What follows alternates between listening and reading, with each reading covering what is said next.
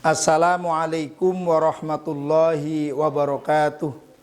Bismillah, alhamdulillah, wassalatu wassalamu ala rasulillah, la hawla wa la quwata illa billah, amma ba'du. Rekan dan rekanita IPPNU Kabupaten Purbalingga yang dirahmati Allah. Orang zaman dahulu memberi nama-nama bulan itu tergantung situasinya. Kenapa dikasih nama Ramadan? Karena pada musim itu, pada bulan itu memang sangat panas. Maka Ramadan yang artinya pembakaran, maka diisbatkan atau diletakkan menjadi nama satu bulan. Kenapa setelah bulan suci Ramadan dikasih nama Syawal? Syawal artinya peningkatan. Karena memang apapun setelah dibakar itu akan mengalami peningkatan. Coba kita lihat emas semakin lama dibakarnya, maka karatnya semakin tinggi, mengalami peningkatan. Begitu juga dengan manusia.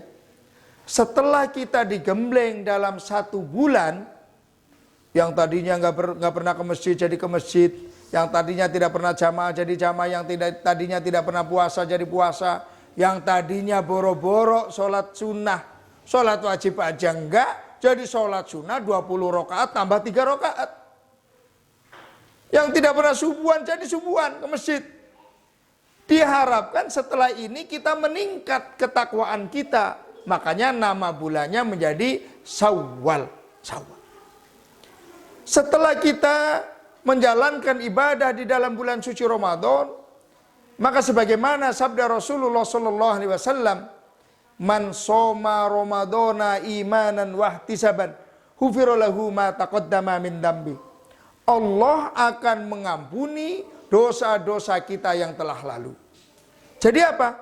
Kalau kita puasa bulan suci Ramadan, lalu puasanya diterima oleh Allah Subhanahu wa taala, maka kita keluar memasuki bulan Syawal, kita seperti bayi yang baru dilahirkan dari rahim ibu kita. Makanya karakter manusia ini kan aneh-aneh nih, rekan dan rekanita yang saya hormati.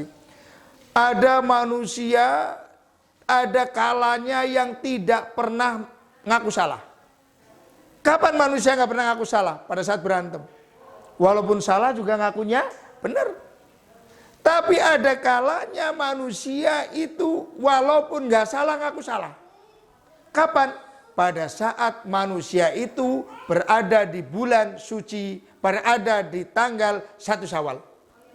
Nggak pernah ketemu, nggak pernah ngobrol, masih minta maaf. Itulah hebatnya manusia. Manusia itu makhluk Allah yang unik. Kenapa unik?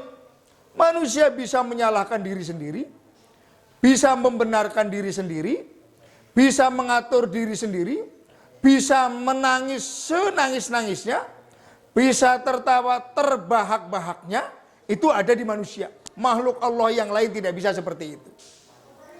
Nah, bukti kalau kita setelah bulan suci Ramadan, hufira lahu ma taqaddama min dambi, kita seperti bayi yang baru dilahirkan, kita menyenangkan. Makanya pada saat bulan suci Ramadan gak ada orang yang nyemberutin kita. Kenapa? Kita nggak punya dosa. Orang pada senang sama kita. Kenapa? Kalau tanggal 1 Syawal kita masuk ke rumahnya siapa saja, pasti disuguhin. Ada kue. Biasanya kan kalau ada tamu baru nyari kue. Lah ini enggak, tamu belum masuk, kue sudah siap. Bahkan semua rumah terbuka. Kita boleh masuk sampai ke Istana Negara. Boleh masuk pada saat 1 Syawal. Kenapa? Kita menyenangkan. Kita dosanya sudah diampuni oleh Allah Subhanahu wa taala. Gambaran yang kedua. Bukti bahwa manusia itu makhluk Allah yang membuat orang simpatik atau makhluk Allah yang menarik bisa dilihat pada saat manusia itu masih bayi. Coba bayi. Saya mau ke kampus, mau ngajar, gendong anak bayi saya umpama ternyata ngompol. Sudah pakai dasi, tinggal nyetater mobil, ngompol. Tidak marah saya. Kenapa? Anak masih bayi, belum punya dosa. Bahkan kadang kita puji, alhamdulillah anak bapak, anak abi sudah pinter, sudah bisa ngompol.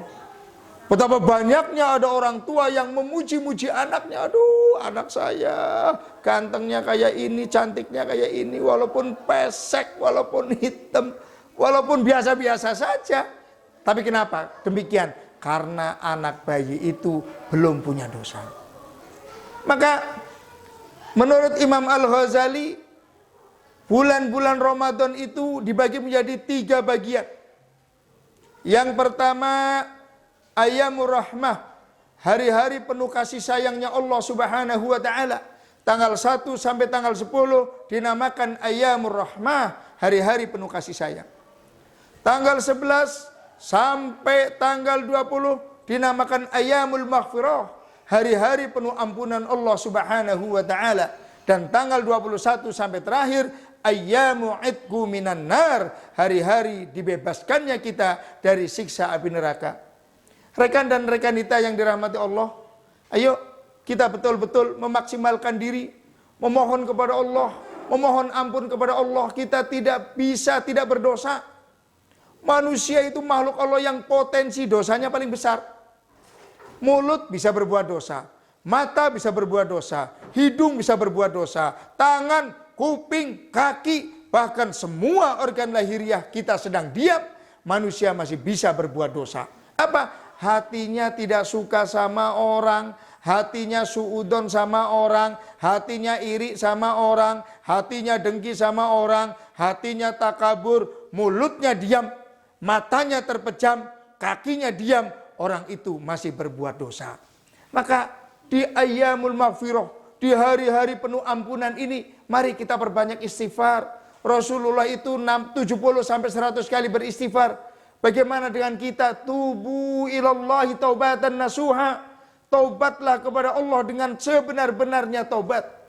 Astaghfirullah Rabbal baraya, astaghfirullah minal khotoya, Rabbi zidni ilman nafi'an wa wafiqni amalan solihan.